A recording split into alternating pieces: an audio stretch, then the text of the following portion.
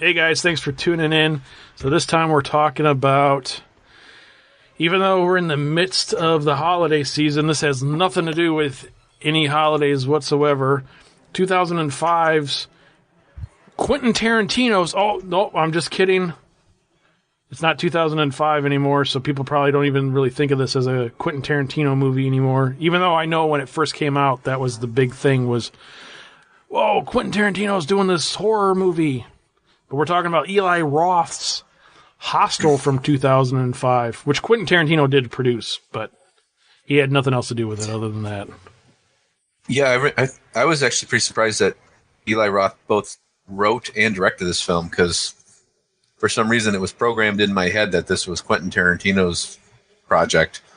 And yeah, like you said, he was like the producer or whatever. But so it's kind of interesting to go back and check this out, because Eli Roth is kind of like the new face of the horror director genre. It seems like he's all over the place lately with some of his films, and he's got this Death Wish movie coming out pretty soon, and kind of cool to find out. Oh, let's see what he did, because I didn't really care for Cabin Fever. I know that was one of his first films, so I wanted to see what this one was going to be like.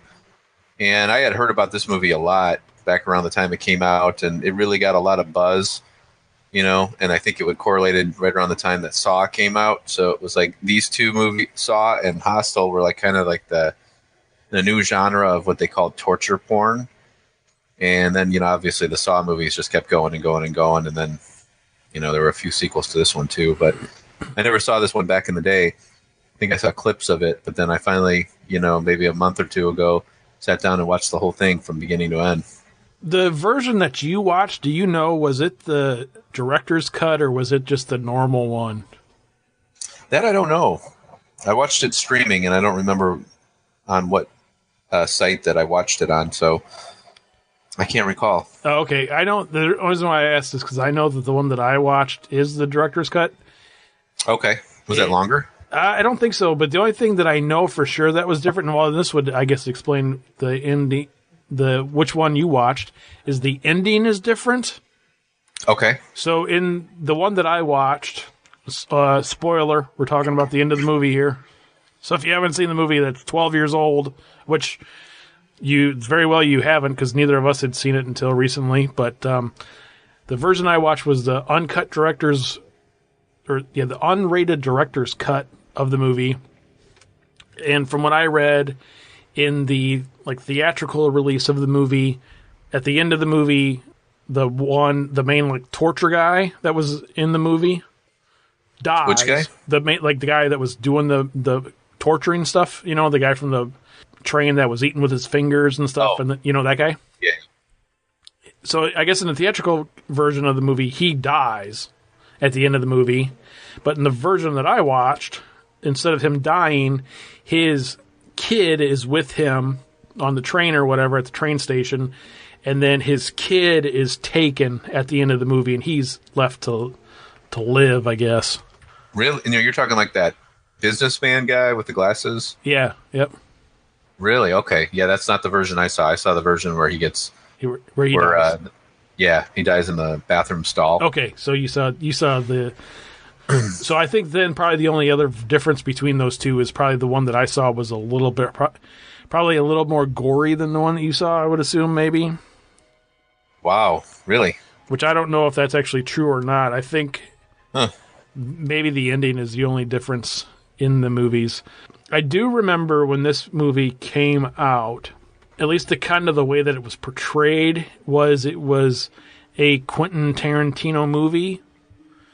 I don't remember if I got that from the ads that I saw on TV or trailers from somewhere, or the way that it was online that way. But I always seem to remember it was kind of always portrayed as Quentin Tarantino's Hostel, which I don't know if we talked about this in a previous episode or not.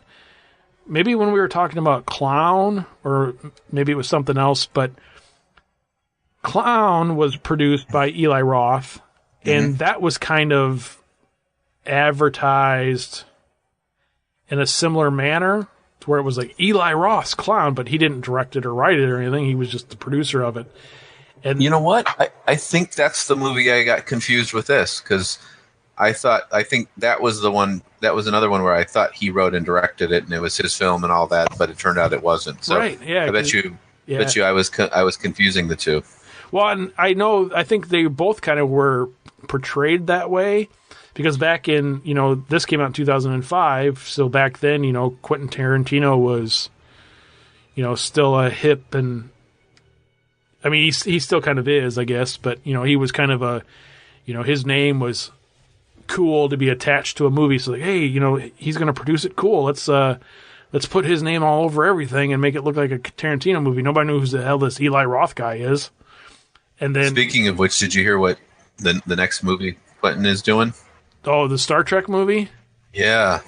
Yeah, Let's see how that goes. I'm not a big Star Trek fan, but I don't know how I heard it's going to be like an R-rated Star Trek, but yeah, I do remember when this came out that it was kind of portrayed that way too, and I think it was a long time before I realized it wasn't a Quentin Tarantino movie.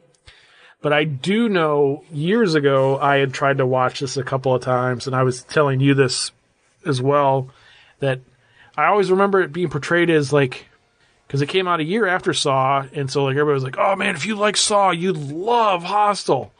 Because there was a couple other movies that came out around that same time that people were kind of saying that same thing about. I think one of the other ones was like that Wolf Creek movie. oh yeah, And then I think there might have been another one or something. But this movie, it takes 45, 50 minutes, if not longer, of the movie to actually get to any what you would, I guess, classify as horror content. Because you're starting off with this movie, it's really like it is one of those bad teenage, road trip movies that were hugely popular at that time too. So you had like Euro Trip and those type of movies. To where that's where it is. You have these guys these American guys that are in wherever they're at in this movie, at this hostel, and they're just out partying and trying to pick up women, and then they're talking to the guy running the front desk, like, hey, where can we go get some more women? And he's like, oh, you got to go to this place or you got to go to that place. And then it's most of the opening of the movie is just naked women, which yeah. at this time when I watched it, I was like, wait, why did I turn this off the last time? There's all these hot European women running around with no clothes on. What the? Yeah, I believe it's Amsterdam that the film was supposed to be. That's where all this is going on. That would make sense. Once the, again in quotes, horror element kicks in, it gets pretty brutal pretty fast, and it's a gore fest to say the least. I mean, the biggest chunk of the movie is like just the build up to that. I don't even know if it's really a build up. It just kind of you get to know the kids, and they're like college kids and their whole thing, and then they end up in this trap, and you see what happens to them. But yeah, like once it starts going, it like just it goes like full throttle. It's just crazy amounts of just insane gore, and the torture scenes they're really hard to watch. I mean, it kind of reminded me of like an exploitation film. I know we talked about in the past, like I Spit on Your Grave. That movie, like to me, like I can't watch it. Like even the first time I saw it, and I think I've only seen it once, but like I had to fast forward like the majority of the film because I just can't watch somebody getting raped that long. And this movie was kind of like had that same sort of feel where you're just watching these people like get tortured. It's really tough to watch. So before this, Eli Roth made Cabin Fever, which I saw that movie in the movie theater when it first came out, and I did not enjoy that movie at all. Yeah, I didn't like it either. And then this one came out, a couple years later. But the one thing I will say with Eli Roth in these early movies of his was, even though Saw had come out before this one had come out, I would not, after seeing it, I would not put this on the same level as the Saw movie at all. I would say this goes a little bit further than the Saw movie goes as far as, some of the torture aspects of it. And I know there's people out there that enjoy these movies, which is fine. That's totally fine with me. I don't care. But the thing I will say is, he was doing something different when these movies did come out than what was out there. The Cabin Fever and this movie both. I mean, they were completely different than what we were getting out of the 90s and even some of the early 2000s horror movies. Because I know I have some friends and family members and stuff that, kind of think of me as the horror guy whenever we're around. And one of the things that they'll ask me is like, oh, hey, you seen any good horror movies lately? Or, what's a good horror movie that came out this year? Or, what's a good holiday horror movie or anything? Back in the 90s and early 2000s, you were kind of like, well, there's nothing new that came out, really. I mean, you had the occasional movie that came out, to whereas now, I mean, there's still a bunch of stinkers that come out, but I mean, we cover new movies all the time on here that we both love. So, I'll give Eli that, when it comes to making these somewhat original stories, even though, like I said, Saw did come out the year before this one, but like I said, this is a completely different story than Saw, even though it's technically the same subgenre that Saw falls into. I would say this is a completely different movie than Saw. I don't even know if I would even necessarily even put them in the same subgenre, really. I guess technically, they belong there, but maybe that's just because I actually enjoyed watching Saw and I could go back and watch Saw again. I don't know if I'd ever watch this again. Saw was like more of like, had that sort of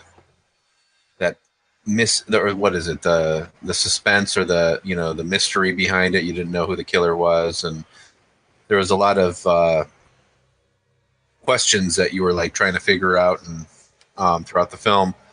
And it was gory and it was pretty intense, but yeah, I think this one definitely takes the cake with the gore and the in terms of being disturbing.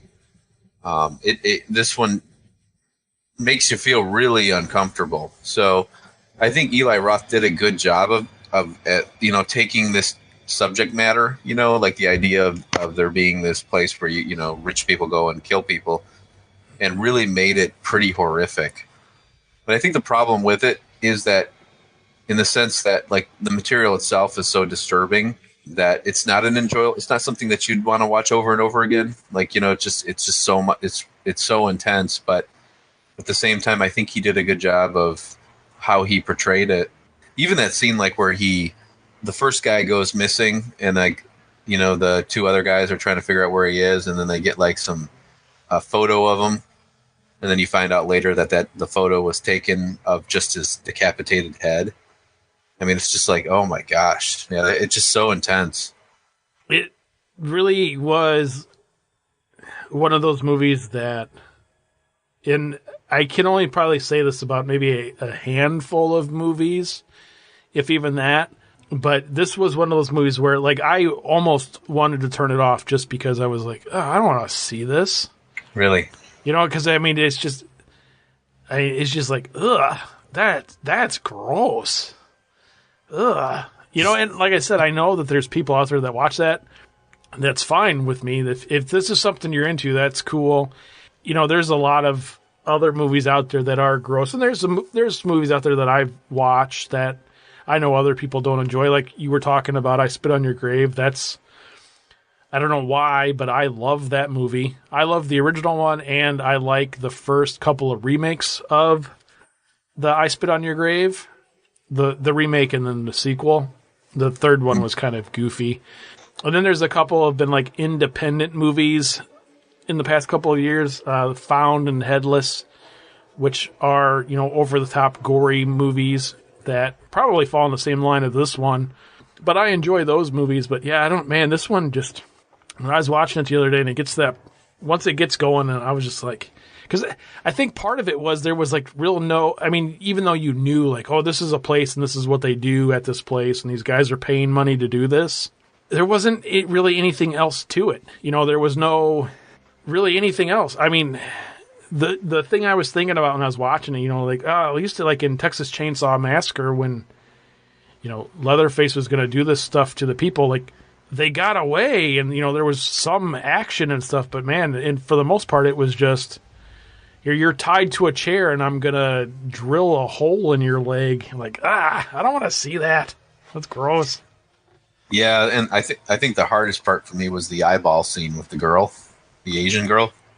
Yeah. Ugh. Yeah, that was pretty tough. I don't want to knock on the movie for being too over the top.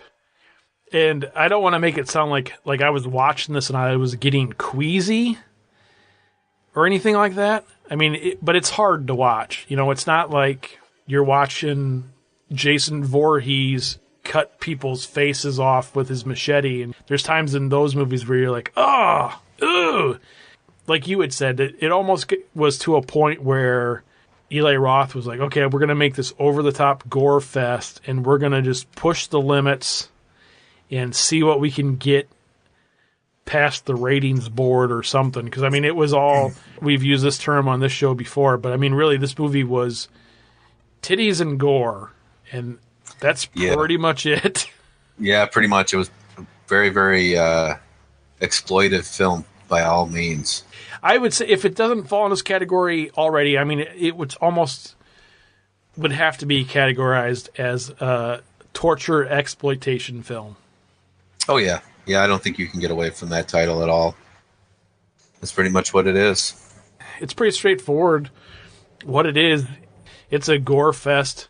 And the only thing that I would say with some of the gore in this was being in 2005 and then watching it now, there were a couple of scenes where you were like, oh, that's fake.